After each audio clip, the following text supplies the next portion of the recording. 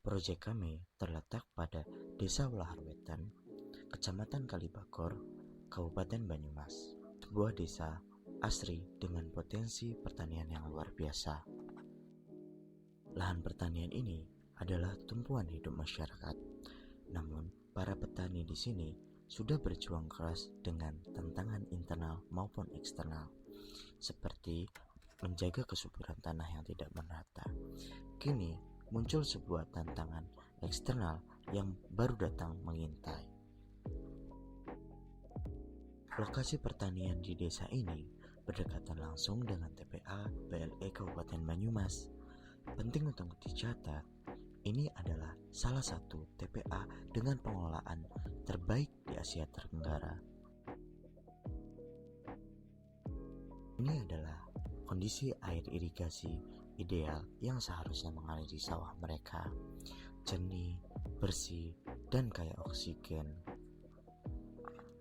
Namun, akibat volume sampah yang sangat besar, terutama 5 tahun terakhir kebelakangan ini, TPA mengalami penumpukan sampah.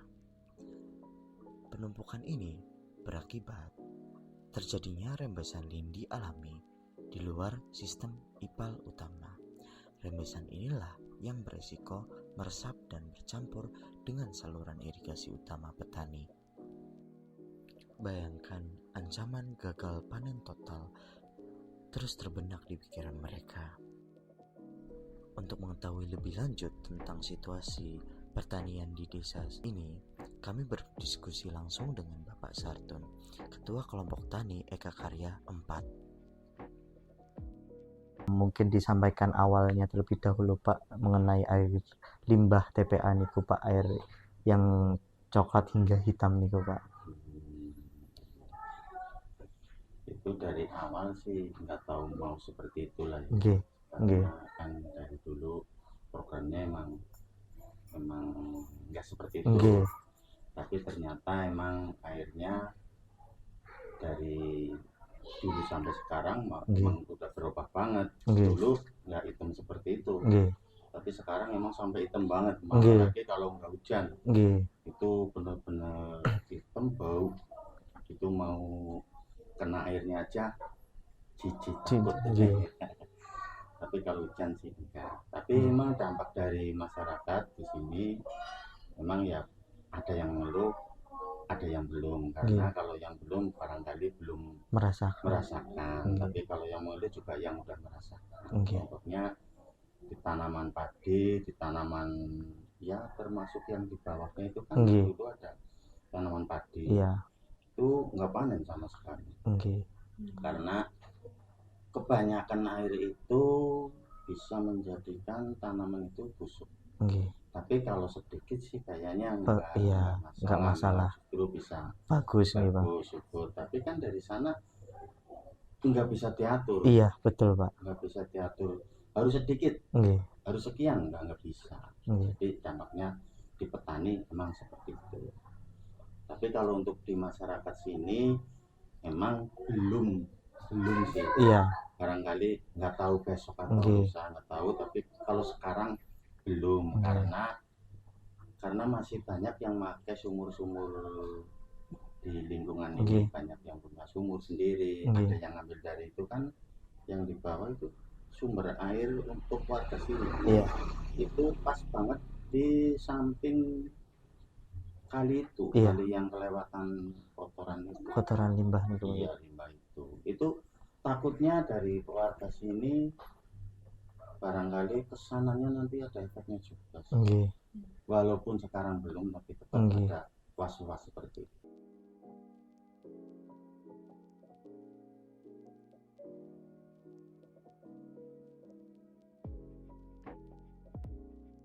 Jadi seperti ini yang saya rasakan ya selama ada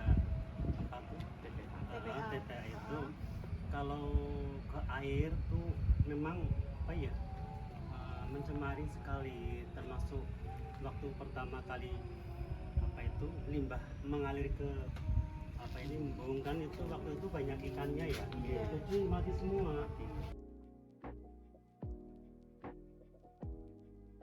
godhong ireng, wite bosok ireng, limbah niku pun mboten kenging nggih wisu lah. Padane kula Nggih. matur niki nggih.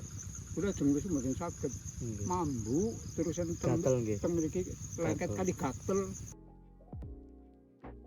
Inilah tantangan yang menginspirasi kami untuk berinovasi. Memperkenalkan Teriunik. Solusi kami ditenagai sumber energi mandiri dari panel surya dan dikendalikan oleh mikrokontroler sebagai pusat kontrol cerdas. Teriunik adalah perisai mereka. Sistem ini memantau kualitas air irigasi secara real time menggunakan sensor pH, turbidity, dan EC untuk mendeteksi parameter kunci air lindi sebelum air itu masuk ke sawah. Selain 3 sensor tadi, kami menambahkan 1 sensor tambahan, yaitu sensor NPK, pH, TH, EC yang dijadikan 1. Sensor ini berguna untuk mendeteksi kesehatan tanah pada lahan pertanian. Semua data sensor di-uplink secara langsung ke platform IoT Antares. Data tersebut kami tarik melalui API dan kami tampilkan di dashboard monitoring Teriunik. Ini berfungsi sebagai sistem peringatan dini bagi petani dan juga DLH dapat memonitoring ini sebagai evaluasi kinerja PLE Kabupaten Banyumas. Tapi Teriunik bukan hanya soal monitoring. Ini adalah sistem ekoremediasi terintegrasi.